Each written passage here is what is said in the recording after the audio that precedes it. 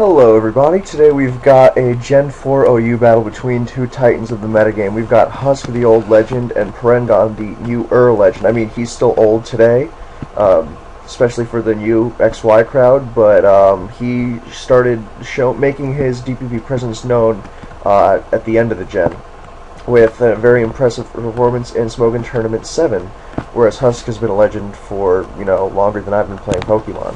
So, yeah, we've got Hippo versus Aptos. Parengon does not like this matchup at all. And if he's got a Breloom, then he can put the pressure on Husk's assumed stallish team right away, because Breloom is just so ridiculous. And I think it's almost required in on certain teams. Almost, though. I don't like to abide by absolutes. Whereas Husk has the easiest stealth rock of his life. I don't think even, the only thing he could kill is with, a Specs HP Grass, so rocks go up and Breloom comes in, so pressure is going to come on. And the thing about Breloom is that all its counters get crippled by really, really big things, Stealth Rock, Pursuit, U-Turn, and while it's not the ultimate offense fucker, I mean, it still resists Tyranitar stabs, which is huge, and it's just so strong, and yeah, it's a fucker. So, not every stall team carries a Sleep Absorber nowadays, though, so we'll see. He's definitely, because the thing about Loom, it puts something to sleep and then it batters away at your dude, who your counter is, because your counter can't be the sleep dude. Because when you think about sleep talkers, what sleep talker that is commonly seen in DPP actually counters Breloom, Rotom, Gyarados, those aren't Breloom counters. And the other common rest talkers are Heatran, that's not a Loom counter. The most you might do is switch into a Spore and get a 33 or 66% of either Lava Pluming or Roaring, but that's desperation. He goes for Seed Bomb and Hippo Ice Fangs. Now, I kind of agree with Husk there, thinking, but at the same time I kind of don't, and it might indicate that even though Husk has the Rocks advantage, Parengon is, in good shape, because Hippo is really, really crucial. As we see from that is a physical defensive Hippo, so it's not going to be countering like Mixed Knight, which is my personal favorite thing about Hippo, especially defensively. There's Venusaur, and while he doesn't suffer the weaknesses of Rocks or Pursuit or U-Turn, he also has his leftovers canceled out by Sand, and just regular Rocks dig into it and annoy it as well. So, yeah, and a Sleeping Hippo that also took damage might mean a DD Tar later. Tar often shows up on these kinds of teams, although it's not very often Dragon Dance. It's, Banded, sometimes Scarf. I personally like the Stealth Rock mix set, which continues to put the pressure on Stall. But yeah, that Focus Punch, it does a lot. Venusaur's only method of healing is Leech Seed. It gets Synthesis, but it's not going to be using it. Because in the Sand Infested metagame, then it's not going to do anything. So, he's going to have to Leech Seed the switch here. And granted, that's not a really bad position. Oh, that's Roar. Now that's interesting. And he brings Breloom right back out. Roar is an interesting move on Venusaur. I haven't seen it in years. 4 years at least. It's a great Pokemon. Well, Venusaur is a great Pokemon, but yeah, it's a really nice thing. And Husk is like, you know what? I'm behind. I gotta scout some. I gotta figure out what the rest of his dudes are, because you can make a pretty educated guess at this point. Like Jirachi, it's usually Power Whip. That's interesting. That's for Calm Mind Suicune, and it also hits Gyarados on the weaker defensive end. Because Gyarados is never intimidating Venusaur, or extremely rarely. So, and it's very strong, and yeah, I don't think the last move is Sword Stance. I'd be surprised at least. So the last move could be like Earthquake, or he could just be Sleep Powderless Venusaur, which is also a thing. So he could be like Leech Seed, Roar, Power Whip, Earthquake, which is, that's a fair set. I like that. Nothing can really pull that off, besides maybe Torterra, but you're not using Torterra. Unfortunately, because, Torterra is a starter Pokemon, and you always get bonus points for using those. Unless it's Infernape or Empoleon, because they're OU mainstays. But lower tier starter Pokemon, bingo. Anyway, Jirachi's in. We don't see leftovers, so it could be Scarf, but my guess is some sort of Stealth Rock Psychic offensive set with Resist Berry. Maybe Expert Bell. I don't think Expert Bell... No, it's not used. I think I am the only person who actually uses Expert Bell on that set. I could be horribly wrong, of course, but I haven't seen it happen very much. So, it's usually Akka, though, since it likes to run HP Ground, Lure, and Heatran. And could be Shuka if he's really scared of DD EQ just eating his team up. But in either case, Venusaur's going to have to switch out for fear of Psychic. And Hippo is not a great counter. There's Rocks, because, you know, it's physical defensive as we saw from the Seed Bomb damage, unless the Loon just had no investment, but I don't think so, because that Focus Punch pounded Venusaur, so Hippo's just jacked with physical defense. And then comes Jirachi. So now I know what kind of team Husk is running. Oh, wow, maybe I don't. Well, I think I do, but he definitely tweaked some shit. It's not Anka, as we see there. That hidden power did a lot, so he might be Expert Belt after all. You know, it could be HP Fire as well. GK, HP Fire, Grass Knot is Super Rachi coverage, and you know, this Jirachi really is just Super Rachi with Calm Mind over, with Tilt Rock over Calm Mind. Now, the kind of team I assume Husk was running was some Hippo, Venusaur, special defensive Jirachi balance type thing, which has gotten popular in the last year and a half, a little more. And a second Fire Punch gives Heatran Flash Fire. That's not good. I would assume this Heatran is Scarf, and this is looking like the team Ojama used to use during Smogon Tour 15. Zapdos, Breloom, that sort of offensive Jirachi, although the Jirachi he used was the French set with Rocks, Body Slam, Fire Punch, Iron Head. I'm not saying that the French invented it, but the French are known for using it and taking a liking to it. And this Heatran is Scarf, so those Fire Blasts are going to hurt, especially since Starmie that wants to come in gets 2 KO'd easily with Rocks and Sand Up. I mean, it's dangerous even with Rocks and Sand Up. With Flash Fired and it's just gone. So this kind of team does run a Scarf Trance sometimes, although, you know, he changed the sets up quite a bit, so I'm still guessing about his last. And it's part of what makes great players great, you know? So I would assume that it's Wish, Protect, Body Slam, Iron Head, which clearly it is not. It's a more offensive set. I mean, that Fire Punch did a hell of a lot of damage. So I would assume it's either an Expert Belt set without the Expert Belt, you know, Max Attack, Fire Punch, Iron Head, Ice Punch, and, you know, Thunder Punch is technically the last, but you would want to use Thunderbolt for Intimidate Gara and Scarm and all that. Or he's a subset with Sub, Fire Punch, Iron Head, and Body Slam or T-Wave, which is an old set, but with a lot of attack investment, because those generally beef themselves up quite a bit. I mean, both those Jirachis did a lot of damage to the other, so that was definitely surprising. Parengon just wanted to chip away at it, scout its set. I mean, I think he probably also expected Spadef, and you don't really want to switch Heatran in, because without leftovers and Body Slam paralysis being thrown around, Wish protects Spadef, that lets it take the Fire Blast, and, you know, Iron Flinching to throw into the paralysis mix and Fire Blast bad accuracy, or bad-ish, yeah, it's bad. Then, you know, you want to be careful, but he's got the Flash Fire Boost, and he's in a good position.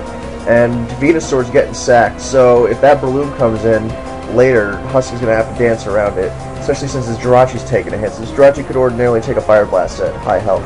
Or, Fire Blast, no, it couldn't, but it could definitely take a Focus Punch. However, also Parengon might not have Substitute, he might have Mach Punch, which is the latest fad, and excuse me for the narcissism, or the self-indulgence, or whatever word you want to use, but I did popularize that. It was my idea. But, you know, I'll suck my own dick in another video. I won't, I promise. I hate doing that shit.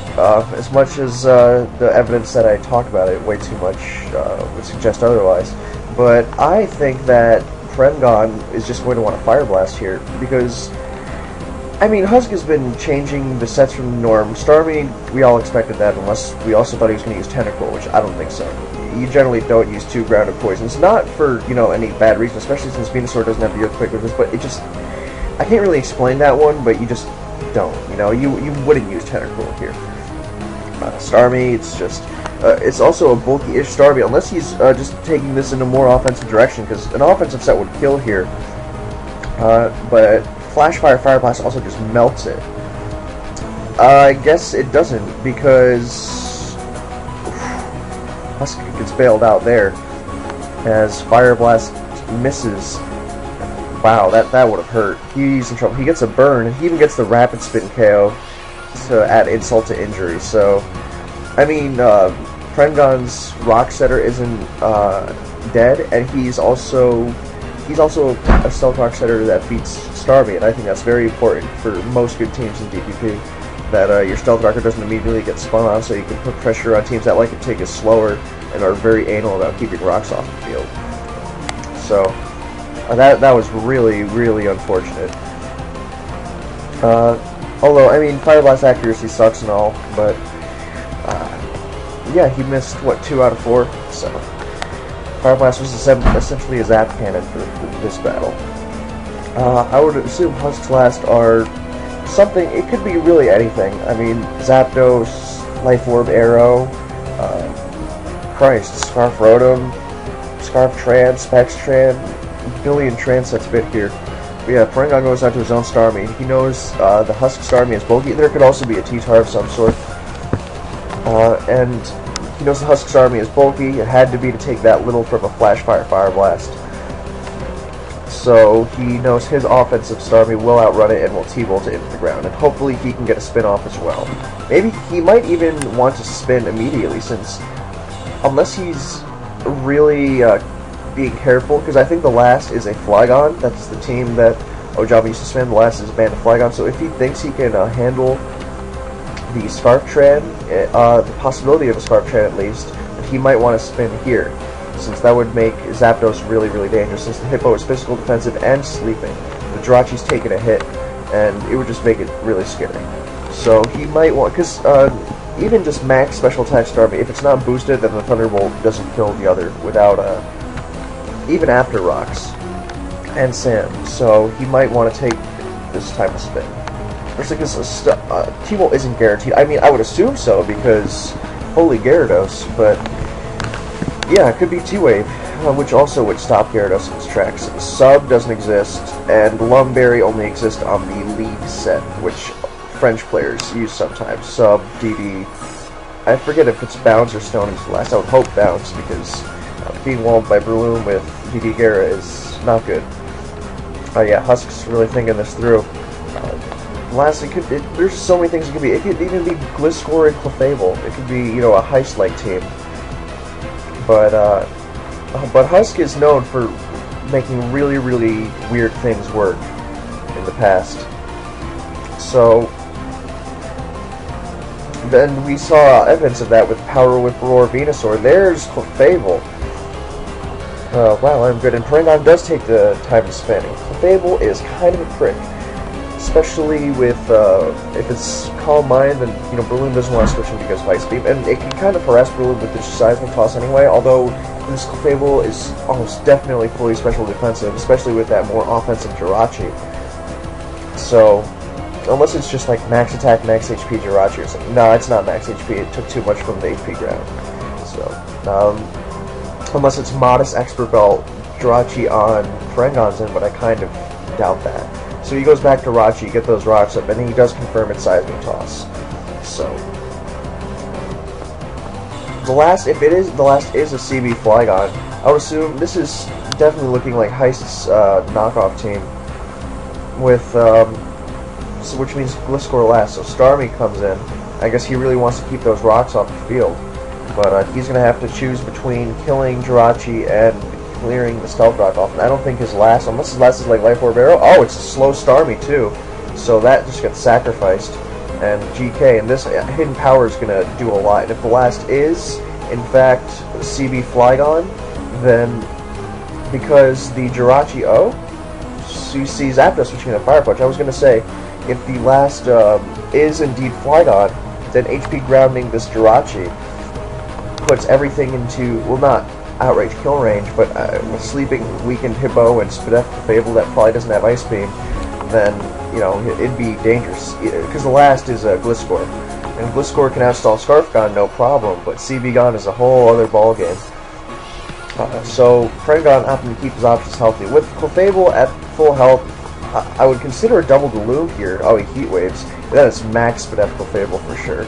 So the thing is, I kind of don't agree on this, because now he sacks Jirachi and doesn't get any damage off. And T-Wave, no, Seismic Toss. I guess he was wary of Sub. I don't think it's Sub. Sub Heat Wave Roost is really specialized. It's for like stall teams that want Subroot Zapdos with T-Spikes, but really can't concede any turns to Fortress, or are really weak to Spadef, what's it called? Spadef Hiestosis, or we do see knockoff. So Discharge, he's a bulkier Zapdos too. That explains it, because I mean, this low damage, even for max effect Clefable, that should have tipped me off. But bulky discharge Zapdos, that's a cool set because it can let Zapdos beat up on what's it called, lead arrow if it gets the timely para, and it can also do the Stone Edge. He's gonna get full para? Nope, he's staying alive. He's trying to pressure stall those seismic tosses, I think, so Breloom can get the sub up, since we know Clefable's entire moveset now. And Husk, you know, he's fired off the para hacks, but seismic toss runs out quick because pressure is an insane ability, and just rains away at shit. Although he could with the dead E-Tran. I would assume that Parangon's Flygon is as fast as this Jirachi, which is why I assume, you know, you bring that Jirachi down and you're in great shape. He also wants that Breloom healthy for the Gliscor last, because I think Parangon knows the team. Since this is one of Heist's favorite, I've spammed it myself a good amount, and Husk and Heist were teammates on the Sharks this past SPL. So, a full para, but that's a good time, because he would much rather have it there than right there, for example. That's rough. So, going for the paras, Parangon's been pretty unlucky this game. I mean, I know this is less lucky than the Fire Blast stuff, but he did drain a good portion of Seismic Tosses, though. So, let's control F real quick. Clefable used Seismic, he used 8 Seismic Tosses. 1 was on a Jirachi, though, so he has used about 15, since the others were all on Zapdos. Yep, he's used 15, and I forget how much I think he has like 24. So he's used the equivalent of, he's used 17 Seismic Tosses now. So, we'll see how Breloom can deal with this.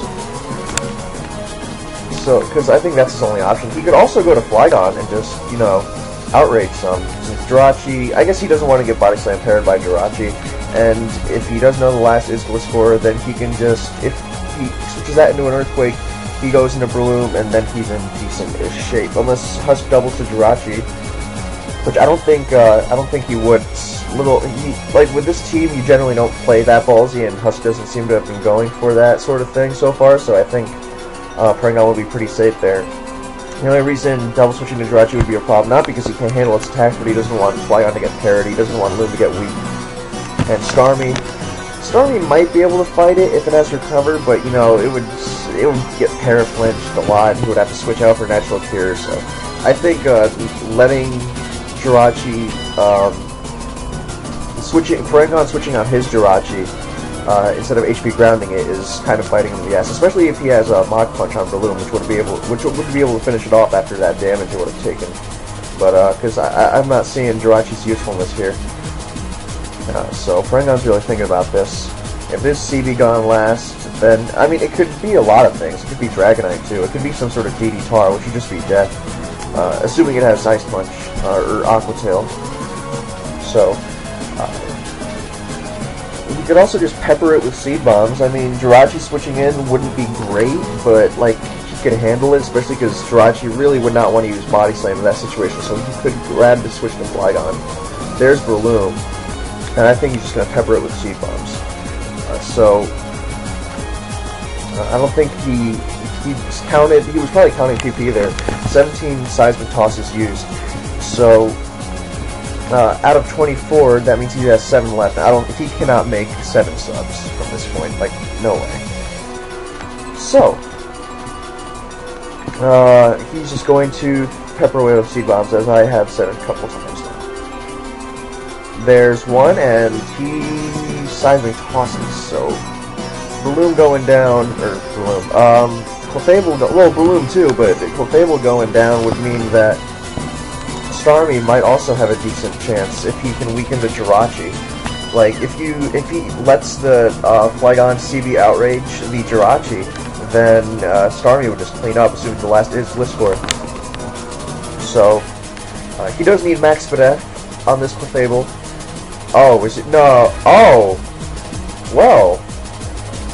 I know Heist likes to use physical defense Gliscor with Ice Fang as a balloon counter, sometimes with Sword Dance, but on this team it's just knockoff. And I mean, Husk has been changing the sets, as we saw by the really strong Jirachi and the Power Whip Roar Venusaur. So this could be, you know, I like to use Aerial Ace on Gliscor sometimes, because fuck Rillaboom. Like, I really hate it if you couldn't guess that, but it's just such a threat to stall, as we're seeing from this game.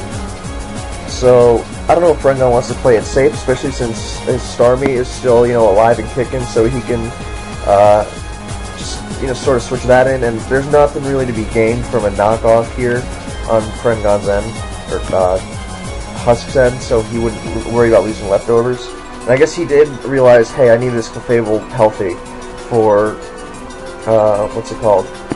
The Starmie, or I'm just going to get raped by it. But I think Husk's goal here is to batter away at the Breloom, you know, dying to Seed Bomb, some Sandville misses might help him out. So it's in Jirachi range, and he can try to win with him, or at least do a lot of damage. However, if he lets Jirachi go, then, not that Jirachi, if Husk lets Jirachi go, then, or lets Gliscor go, then Flygon is going to scare, there's T-Tar. Here we go, boys. If that's DD Ice Punch, he is in trouble, but Husk can taunt to prevent DD and then try to win with Jirachi, who just became a lot more dangerous. He's gonna have to get real fancy, but it's not Flygon. Whoops. I mentioned DD Tar earlier, I think. I definitely did, but I really didn't expect it, so... Oh, taunt on DD. I think he had the Ice Punch there. There was no way he was switching out, or, you know, Earthquake, and there was... So, now he lands an Earthquake. He could even go to Jirachi here, honestly, and just Iron Hit spam away. So, let's see.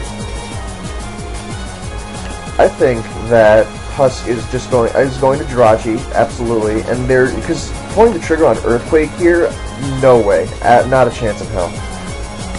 So, I apologize that I continue highlighting the thing, but it's something I do while we're waiting for turns. And whoops, silly me. Anyway, T-Tar, if he Earthquakes here, he just wins. He just wins. I don't think, he's gonna need the Iron Head flinches, obviously, but he's only gonna need 1 or 2.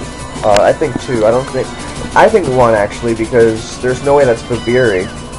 Oh, he's Earthquaking away, he's not scared of the Ice Punch.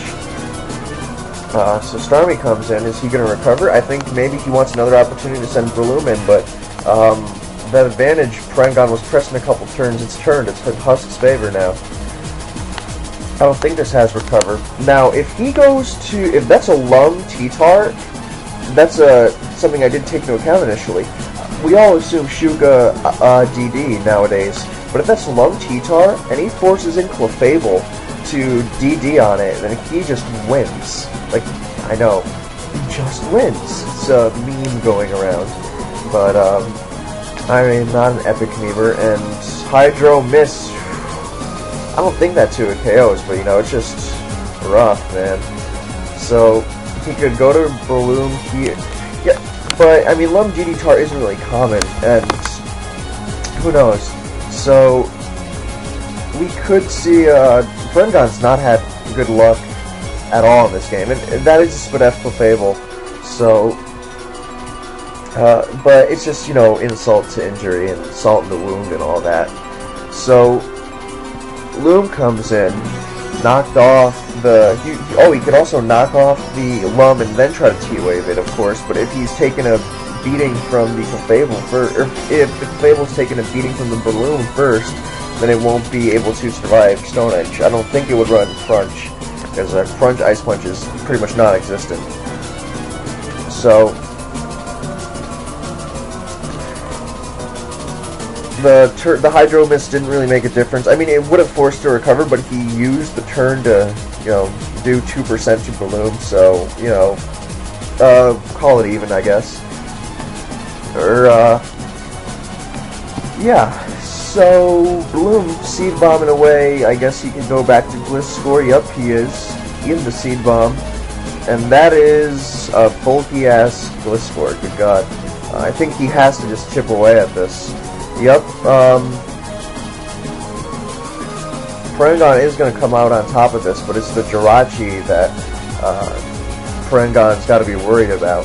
Although, if he can, you know, break through the flinch, then Tyranitar will sweep. Or at the very least, Starmie will clean up the remains, barring Thunder Wave Luck, which you know, as this battle is shown, is not out of the question.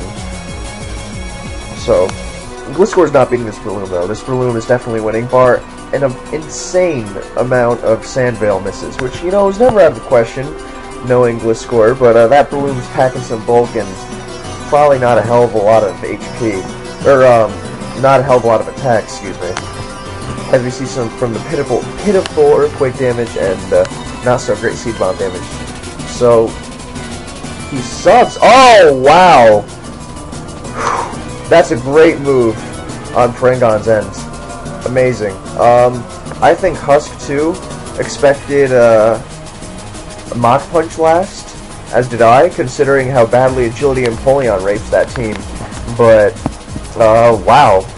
So, Focus Punch misses! Oh, man, that sucks.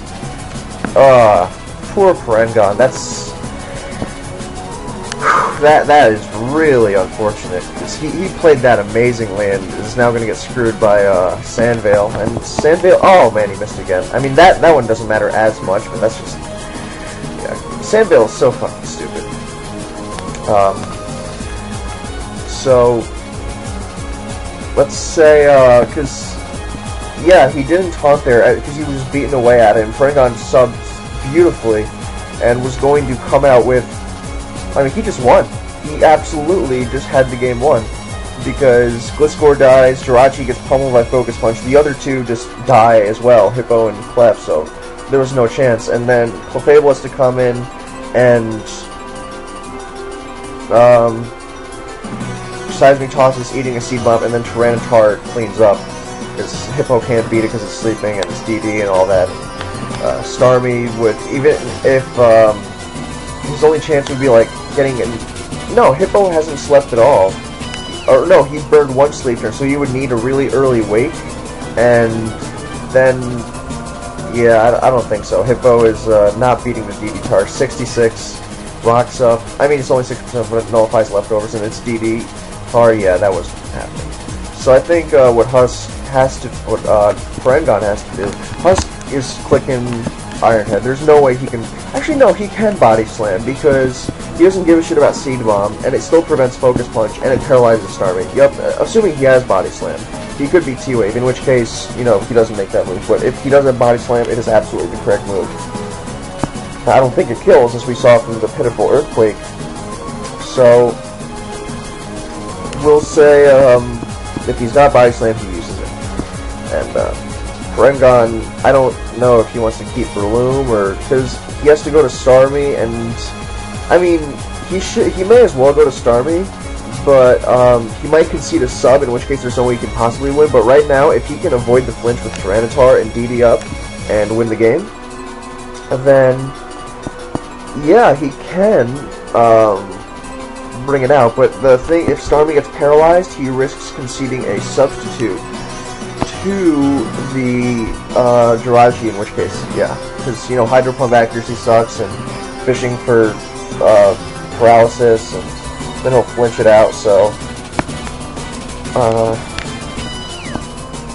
yeah, he's thinking, do I want to be able to kill? I think he lets Breloom die, he spams Focus Punch, or at least, yeah, Focus Punch, because if he subs and Seed Bomb, you know, because I guess, because Jirachi's health is irrelevant, it will die to +1 EQ, so the game really does come down to whether he can avoid the flinch with Tyranitar or not. Yup, he focuses, and we'll just assume he doesn't have T-Wave, or doesn't have Body Slam, because that was the better move.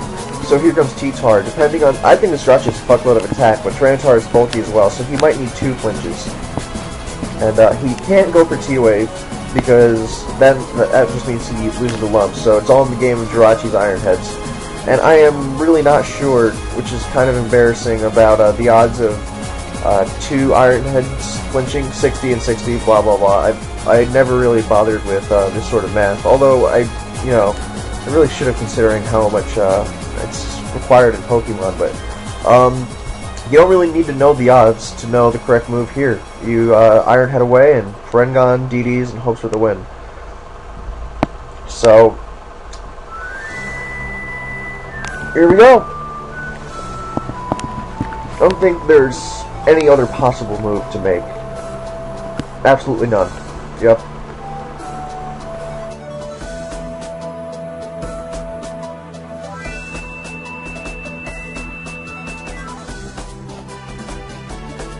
Nope, one flinch. DD! Here we go. That's game, I think. Unless the Fable lives. The Fable can live. I don't think. Yeah, 78% it's not living. He can still miss Stone Edge. And if it's not Lum, then... yeah, Earthquake is gonna just murder Jirachi. I mean, it could be Crunch, Fire Punch, Stone Edge, which just wins as hard. It just has a tougher time. But nope, we see Earthquake, so I'm assuming Ice Punch, Stone Edge. So he has to hope it's not Lum, which is a reasonable expectation. It's kind of not... uh-oh, Crunch, Defense Drop, Thunder Wave, no Lum. But, so now Hippo has a better chance to win. So, Crunch, Earthquake, Stone Edge is, you know, a fair set.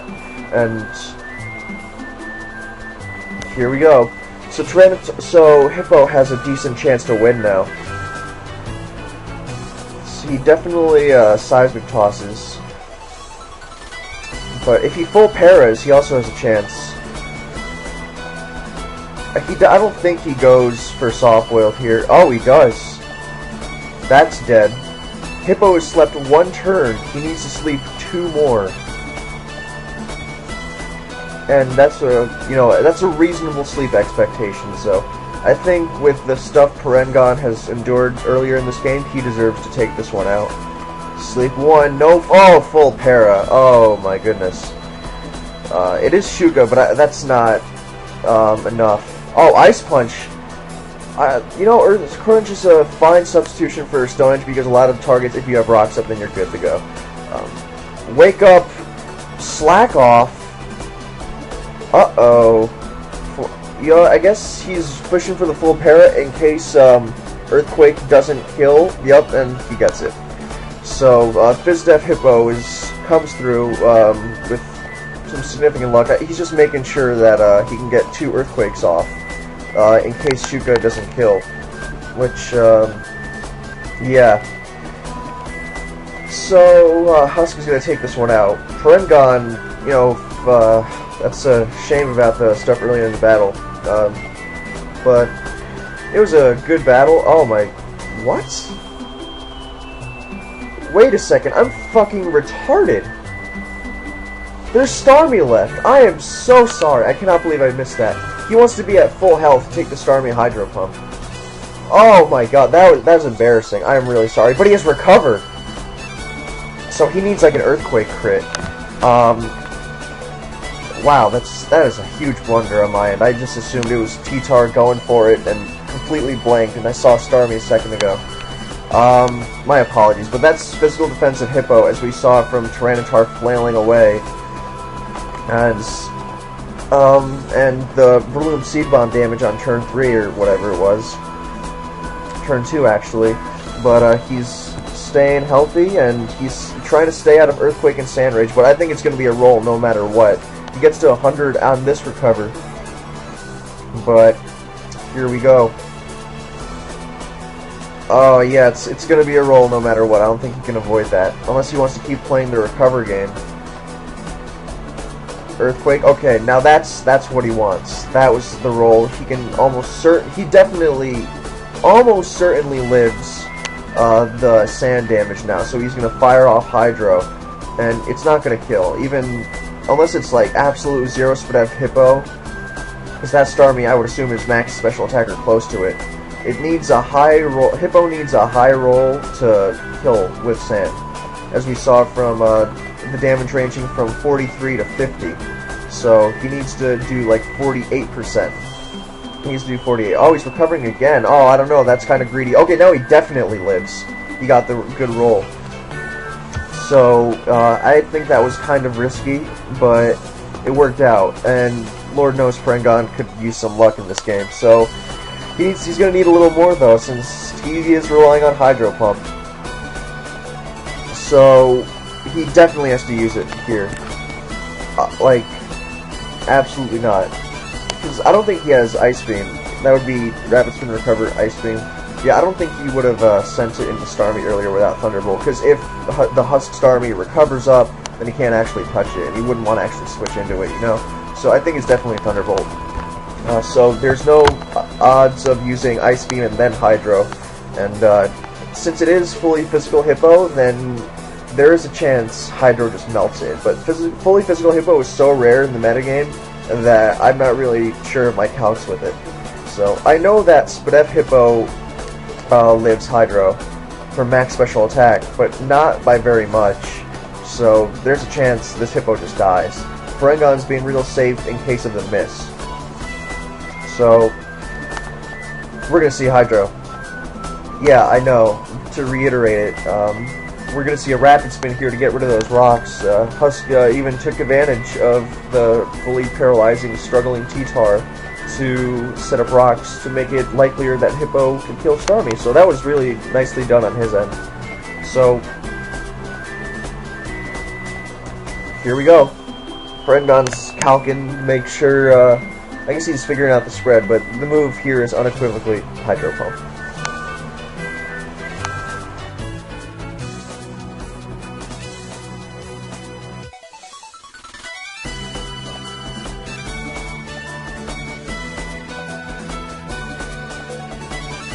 The odds of hitting 2 Hydros in a row are 64%. So that's better than Hypnosis, but then again, Hypnosis isn't very good, as we know.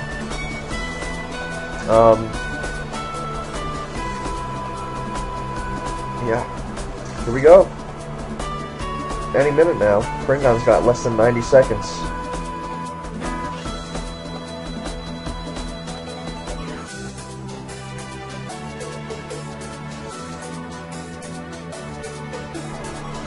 Hydro, live! Earthquake, live! Here we go, boys. Gentlemen, buckle your seatbelts. Fasten your seatbelts, excuse me. That is not a Ice Beam. I am sure of it. Hydro hits! Rocka winner. Oh man, that was close. And, you know, it was looking bad, but that was very impressive. On both ends, honestly. Some very nice moves from both ends, but Farengon pulls through, and Husk shows he's still got it, even though he's been out of the game for a while. He comes back and puts in a very impressive performance. So, very well done to both. And Rocka is a fucking monster. Good God. And I'm not just saying this because I met him and he's ripped as fuck. You know it's my goal to be more ripped than him by Worlds, August 21 to 23rd, although he's not coming because he's gay, but yeah, it's always good to have someone to drive you to further heights. But anyway, thank you guys so much for watching, and please excuse my, that's embarrassing. I think that's the first time that's happened. Just ignore this Starmie, because, yeah, no excuses for that. But I do hope you enjoyed this magnificent battle, and ban Sandvale, oh man, that was, yeah, and I will catch you all later.